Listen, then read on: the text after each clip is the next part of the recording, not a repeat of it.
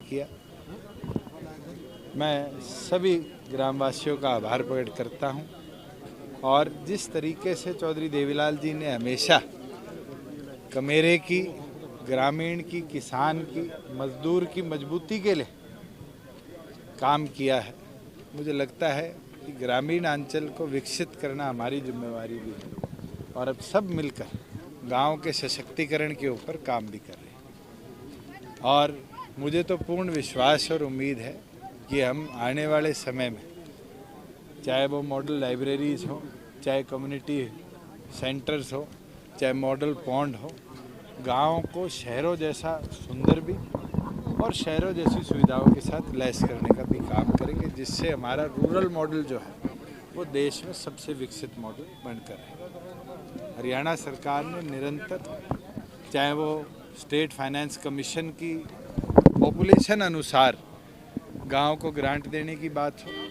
चाहे electric bills पे cess लगाकर, चाहे रजिस्ट्रेशन पे सेस लगाकर गांव को एडिशनल सोर्स ऑफ इनकम दिलवाने का काम किया है।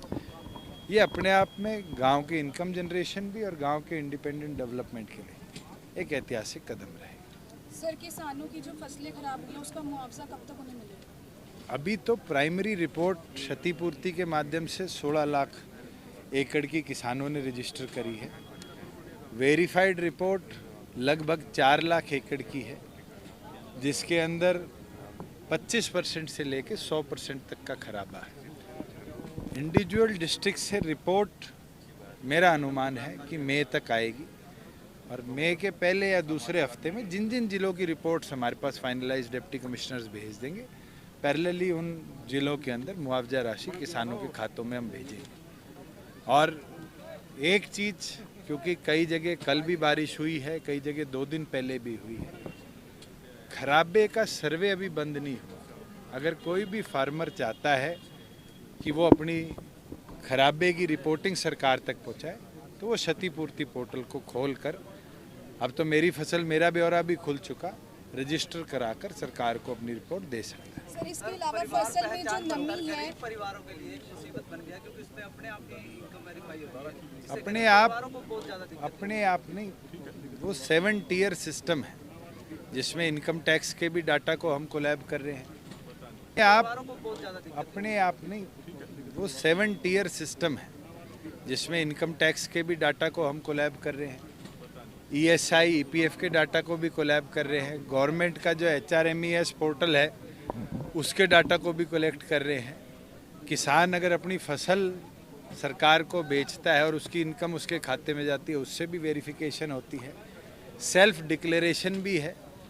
और अब तक हमारे पास 3.5 लाख परिवारों का रिवीजन की मांग आई है और उस रिवीजन के अंदर सिर्फ 32,000 की पेंडेंसी पड़ी है। अगर किसी की भी PPP पे इनकम वेरिफिकेशन नहीं आ रही तो वो पोर्टल पे दोबारा डाल सकता है, सरकार उसको रीवेरीफाई करेगी। सर, फसल में जो मॉइस्चर काफी ज्यादा आ रहा है, उसमें कोई मतलब खरीद में दिक्कत आ रही है? हमने कल सुबह पत्र लिखा है केंद्रीय मंत्री पीयूष गोयल जी को कि एक तो नमी में छूट दी जाए, दूसरा इस बार शाइन भी नहीं आई क्योंकि अनसीजन रेनफॉल है, और थोड़ा दाना भी काला है, उसको लस्टर लॉस हम कहते हैं, लस्टर लॉस के अंदर भी रियायत स्टेट को दी जाए। जैसे ही उनका रिप्लाई परमिशन के साथ आएगा, प्रदेश सरकार, क्योंकि हम प्रोक्योरमेंट केंद्र के लिए करते हैं, उनके नियम अनुसार हमें चलना पड़ेगा, हम वो रियायत भी किसान सर एक नहीं, अगर किसी को डालना था तो हर गांव में कॉमन सर्विस सेंटर CHC खुले हुए हैं, किसान वहां जाकर भी अपनी फर्द की डिटेल को अपलोड कर सकते। और मुझे नहीं लगता कि आज के आधुनिक ज़माने के अंदर